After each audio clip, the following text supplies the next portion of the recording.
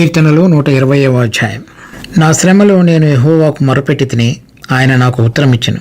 యెహోవా, అబద్ధమాడు పెదవుల నుండి మోసకరమైన నాలుక నుండి నా ప్రాణమును విడిపించుము. మోసకరమైన నాలుక ఆయన నీకేమి చేయును? ఇంతకంటే అధికముగా ఏమి చేయును? తంగేడు నిప్పులతో కూడిన బాణములను, బలాఢ్యుల వాడిగల బాణములను నీ మీద వేయును. అయ్యో, నేను మెషేకులో పరదేశినై ఉన్నాను. కేదారు గుడారముల యొద్ద కాపురమున్నాను. కలహప్రియుని యొద్ద నేను చిరకాలము నివసించిన వాడను. నేను కోరునది సమాధానమే, అయినను మాట నా నోట వచ్చిన తోడనే వారు యుద్ధమునకు సిద్ధమగుదురు. కీర్తనలు 120వ అధ్యాయం నుంచి 134వ అధ్యాయం వరకు ఈ కీర్తనలో ఈ ఒక్కన యాత్ర కీర్తన అని వర్ణించబడినది. ఈ యాత్ర కీర్తనలలో 15 కీర్తనలలో 4 కీర్తనలు దావీదు చేత రచించబడినట్లుగా దావీదుది అని రాయబడింది. అవి 122వ కీర్తన, 124వ కీర్తన, 131వ కీర్తన, 133వ కీర్తన. దాని తర్వాత ఒక కీర్తన సొలొమోను రచించినదిగా వ్రాయబడి ఉన్నది. అది 127వ కీర్తన. ఈ 15 అధ్యాయాలు లేక 15 కీర్తనలు యాత్రా కీర్తనలు అని తెలుగులో వర్ణించబడింది. కానీ ఇంగ్లీష్లో అయితే సాంగ్ ఆఫ్ ఎసెన్షన్ అంటే పైకి ఎక్కుట అనేటువంటి అర్థంతో వ్రాయబడ్డాయి.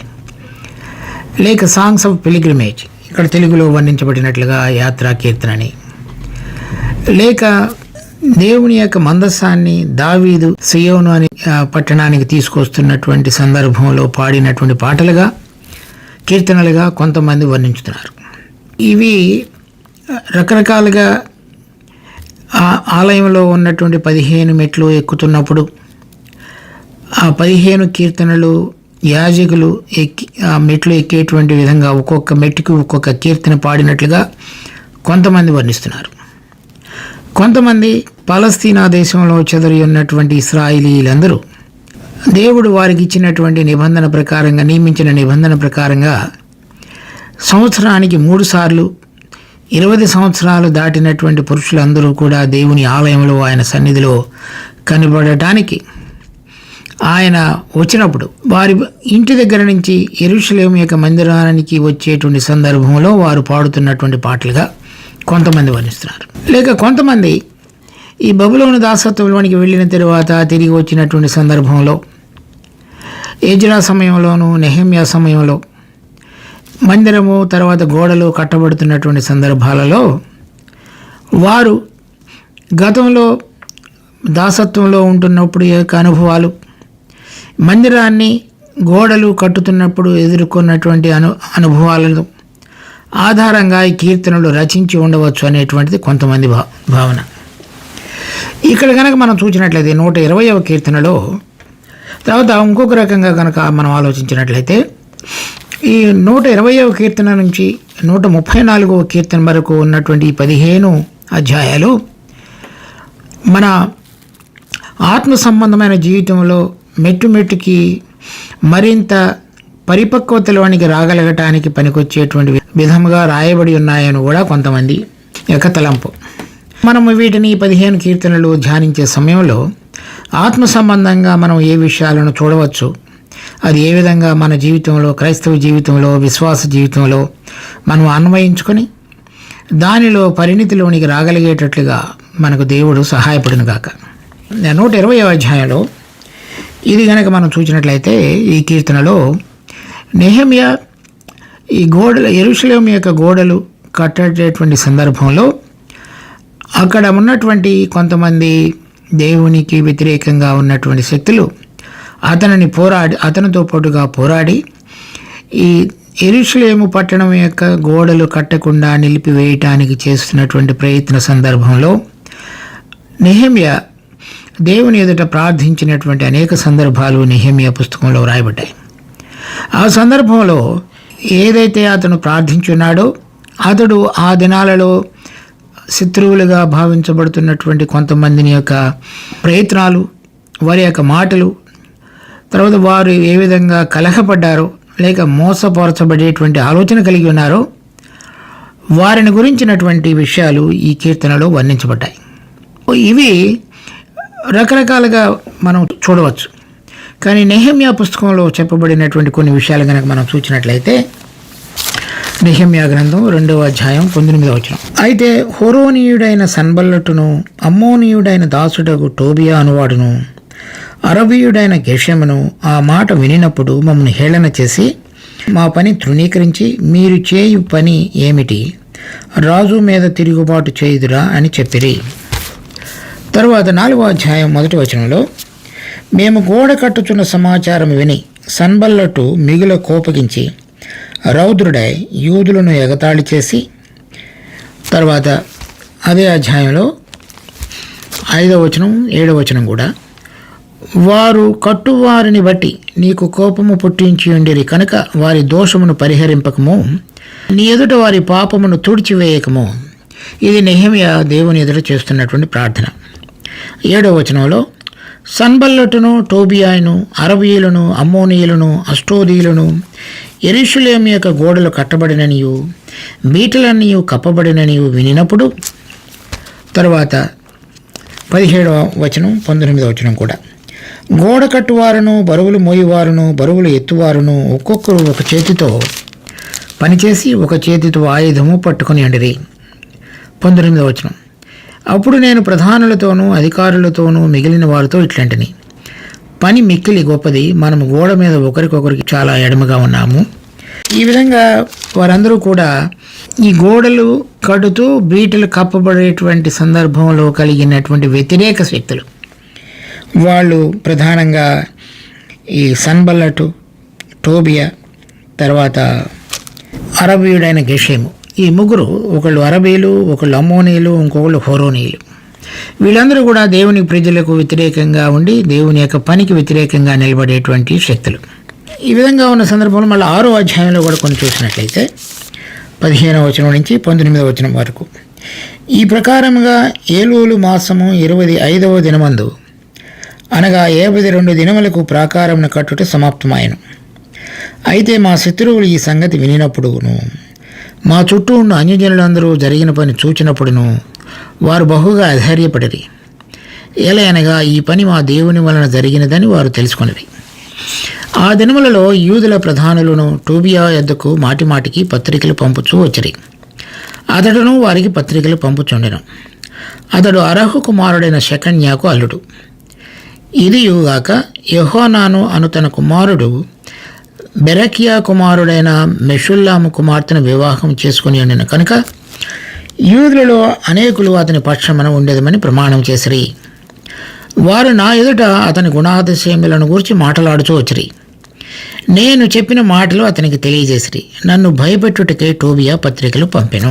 మనం చదివినటువంటి నెహెమ్యా గ్రంథంలో 2వ అధ్యాయం, 4వ అధ్యాయం, 6వ అధ్యాయంలో ఉన్నటువంటి కొంతమంది వ్యక్తులు, దేవునికి వ్యతిరేకంగా నిలబడుతున్నటువంటి టోబియా, సన్బల్లటు, గెషెము అనేటువంటి ఇతర జాతుల వారు, హెరోనీయుడు, హర్మోనీయుడు, అమ్మోనీయుడు, అరబు.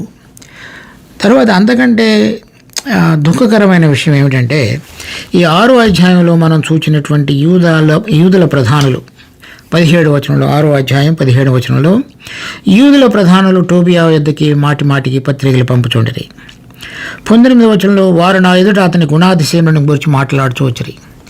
ఇక్కడ ఈ యూదుల ప్రధానులు ఈ సన్బల్లటుతోనూ, తర్వాత టోబియాతోనూ, గెషెముతోనూ కలిసి ఉన్నారు.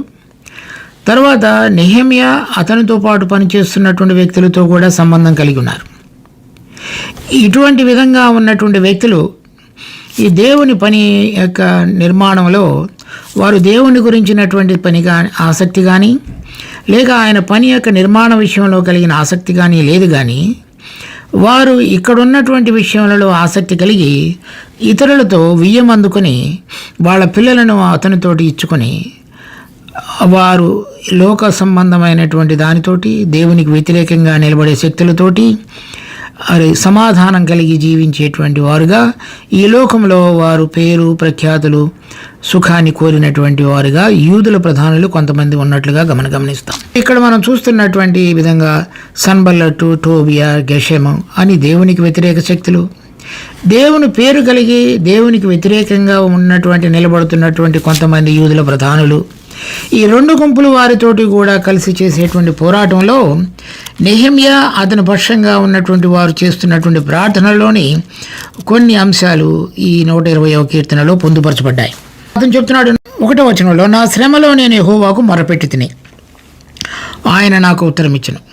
ఎప్పుడైతే నెహెమ్యా రాజు దగ్గర అర్తహషస్త రాజు ఏలుబడి కాలంలో 25వ సంవత్సరంలో అంటే నెహెమ్యా గ్రంథం 2వ అధ్యాయంలో అతని దగ్గర నుంచి సెలవు తీసుకుని అతని దృష్టిలో దయ పొందిన తరువాత పట్టణం యొక్క గోడలు కట్టడానికి వచ్చిన సందర్భం నుంచి ఇప్పుడు ఉన్నటువంటి వ్యతిరేక శక్తులు, యూదుల ప్రధానులు, వీరందరి యొక్క ప్రభావం వేరే వారి మీద పడకుండా, అతనితో పాటు పనిచేసే వారి మీద పడకుండా దేవుని పని యొక్క నిర్మాణంలో అతడు ఏ విధంగా నిమగ్నమై కేవలం దేవుని మీద ఆధారపడుతూ ఆ పనిని సంపూర్ణం చేయడానికి కంకణం కట్టుకుని పని చేయాలో ఆ సందర్భంలో చేసినటువంటి మొర, ఆయన నేను మొరపెట్టి తిని ఆయన నాకు ఉత్తరం ఇచ్చెను. అతనికి కలిగిన శ్రమ దేవుని యొక్క పని నిమిత్తంలో కలిగినటువంటిది.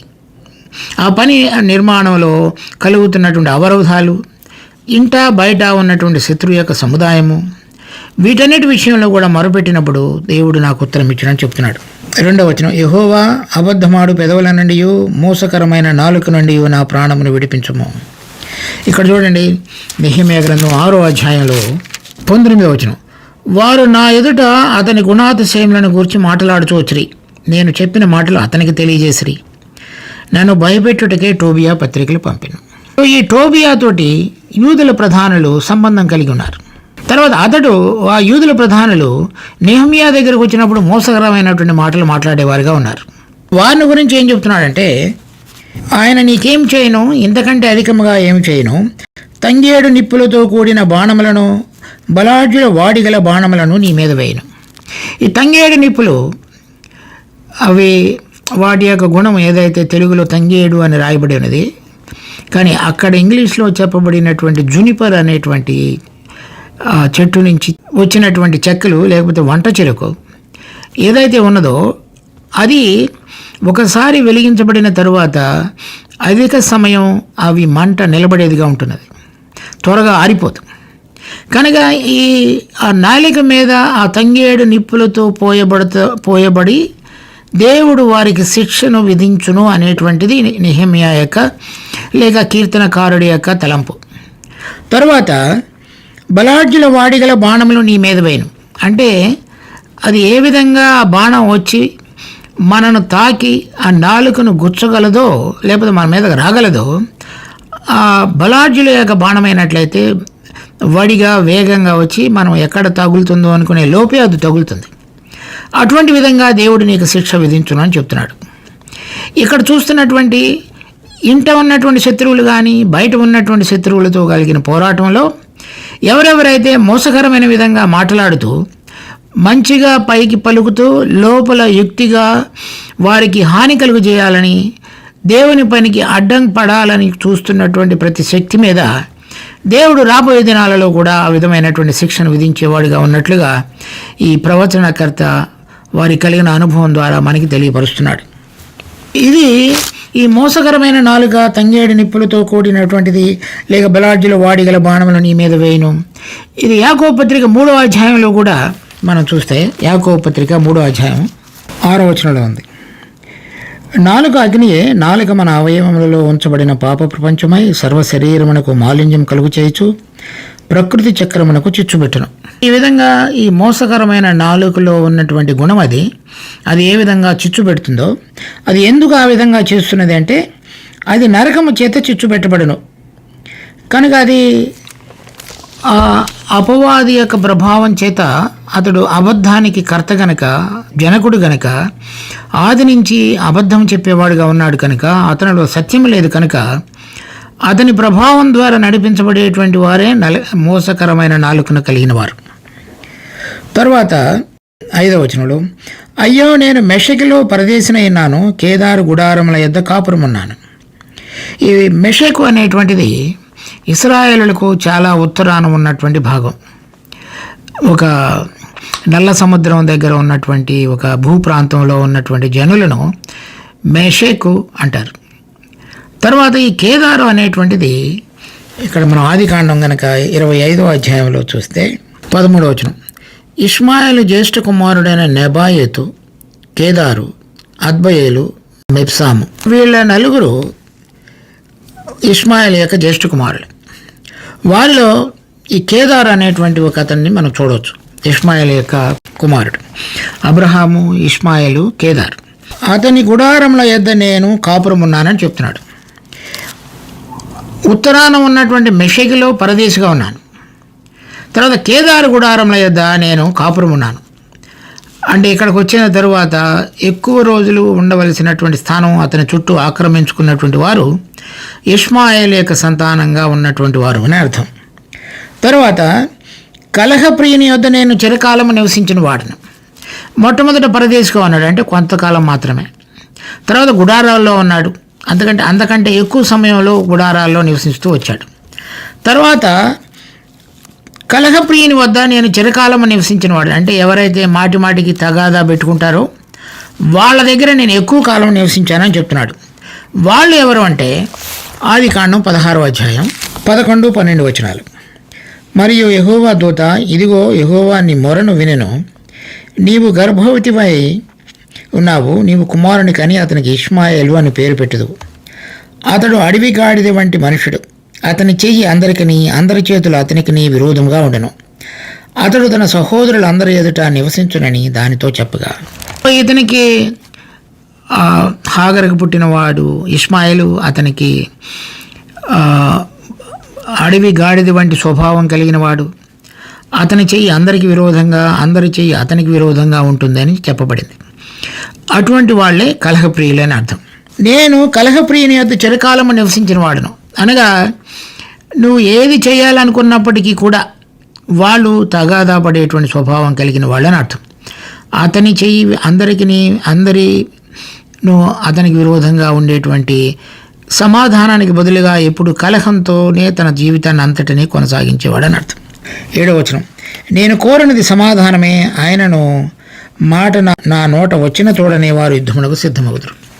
ఈ నెహెమ్యా కానీ అతనితో పాటు పనిచేసేటువంటి వాళ్ళందరూ కూడా సమాధానాన్ని వెతుకుతూ దేవుని పనిలో ముందుకు సాగుతూ మరి పట్టబడినటువంటి యెరూషలేము యొక్క గోడలు కట్టి బీటలు బారినటువంటి గోడలన్నిటినీ కప్పటానికి వారి యొక్క ప్రయత్నం. దానిలో వారు సమాధానంతో ఈ పని విషయంలో ముందుగా గురి కలిగి దానిని సంపూర్ణం చేసేటువంటి దానిలో నిమగ్నమై నిలబడి జీవించేవారుగా ఉన్నారు.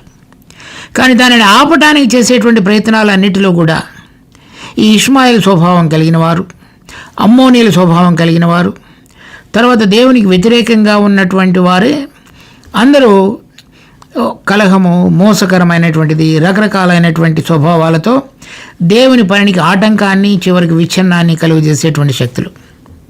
ఈ సందర్భంగా మనం మన ఆత్మ సంబంధమైన జీవితంలో చూసుకుంటున్నప్పుడు గలతీ పత్రిక 4వ అధ్యాయం 22వ వచనం నుంచి, దాసి వలన ఒకడును స్వతంత్రురాలు వలన ఒకడును ఇద్దరు కుమారులు అబ్రహామునకు కలిగినరని వ్రాయబడి ఉన్నది కదా.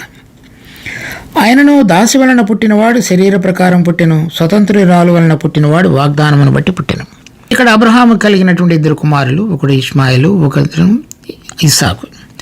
ఇష్మాయేలు శరీరసానుసారంగా పుట్టినవాడు, హాగరుకు పుట్టినవాడు. ఆత్మానుసారంగా వాగ్దాన ప్రకారంగా పుట్టినటువంటి వాడు ఇస్సాకు.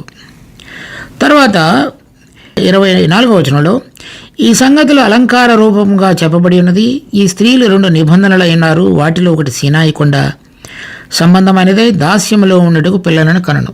ఇష్మాయేలు సంతానంగా పుట్టినటువంటి వాళ్ళు దాస్యంలో ఉండటానికి పిల్లలను కనేవాళ్ళుగా ఉన్నారు. తర్వాత 25వ వచనంలో చూసినప్పుడు 26వ వచనంలో, అయితే పైనున్న యెరూషలేము స్వతంత్రముగా ఉన్నది, అది మనకు తల్లి. అంటే విశ్వాసులందరూ కూడా స్వతంత్రురాలు వలన పుట్టినటువంటి బిడ్డలుగాను, శరీర సంబంధంగా నడిచేటువంటి వారందరూ కూడా ఇష్మాయేలు సంతానంగాను ఈ గలతీ పత్రిక 4వ అధ్యాయంలో మనం చదువుతాం.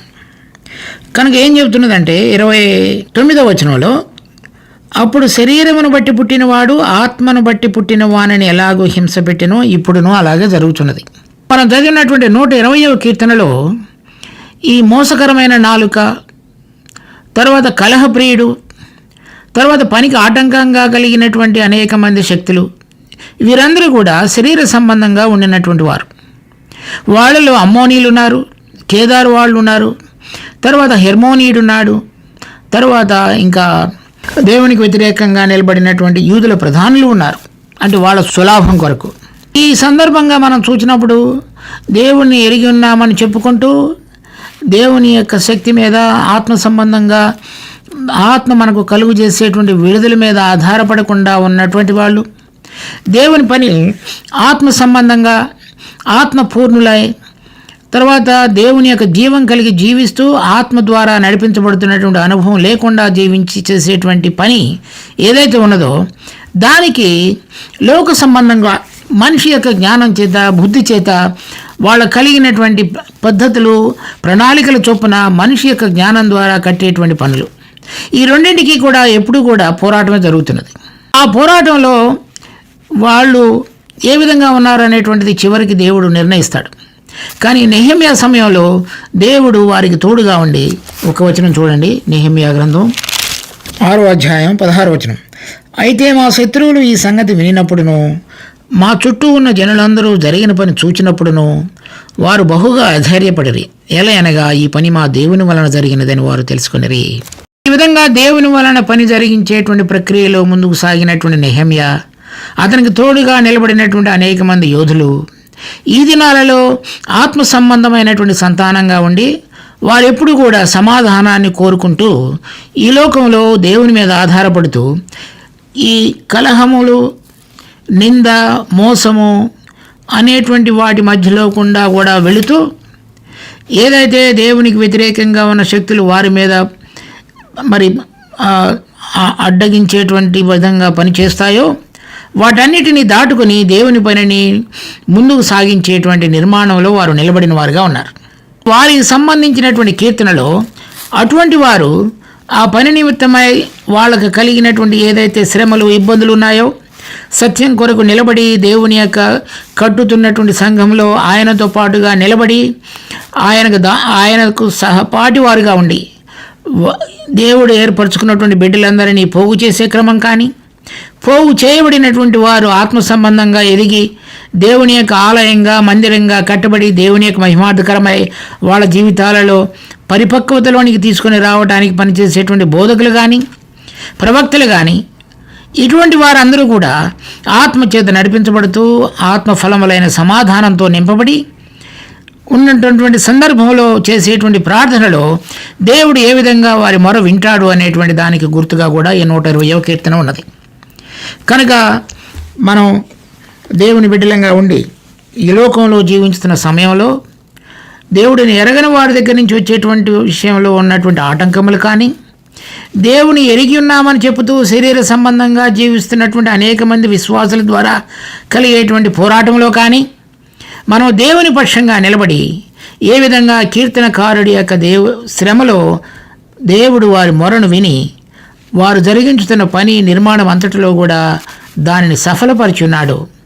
మన ఆత్మ సంబంధమైన జీవితంలో అంతరంగంలో దేవుడు తన కార్యాన్ని సంపూర్ణం చేయటం మాత్రమే కాకుండా దేవుడు ఏ పని నిమిత్తమైతే మనని పిలిచున్నాడో దానిలో వాడుకుంటున్నాడో దానిని కూడా ఆయన కప్పి భద్రపరిచి సఫలపరిచి మనందరం కూడా దేవుని మహిమకరకై జీవించినట్లుగా దేవుడు తను ఏర్పరచుకున్న ఆత్మ సంబంధంగా నడిచేటువంటి ప్రతి బిడ్డకు సహాయం చేయగలడు. ఆ విధంగా ఈ కీర్తన మనకి ఎంతో ప్రోత్సాహాన్ని కలుగజేసేదిగా ఉన్నది. దేవుడి వాక్యమును ఆశీర్వదించును గాక. ప్రార్థించుకుందాం. మా జీవం కలిగిన తండ్రి, ఆ దినాలలో అనేక మంది భక్తులు ఏ విధంగా అనేకమైన వ్యతిరేకమైన శక్తుల యొక్క ప్రభావం నుంచి కాపాడబడి భద్రపరచబడి మీరు జరిగించుతున్నటువంటి పనిలో మీతో పాటు పనివారుగా చేయబడి చక్కగా పనిచేయగలిగారో, అనేక మంది ఎదురు తిరిగినప్పటికీ వారి ఇంటి వారే వారికి వ్యతిరేకంగా లేచినప్పటికీ మీతో నిలబడినటువంటి బిడ్డల యొక్క గాథ, వారి ప్రార్థన మాకెంతో స్ఫూర్తిదాయకంగా చేశారు.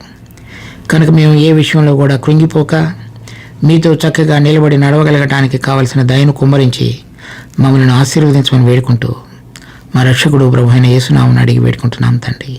ఆమెన్.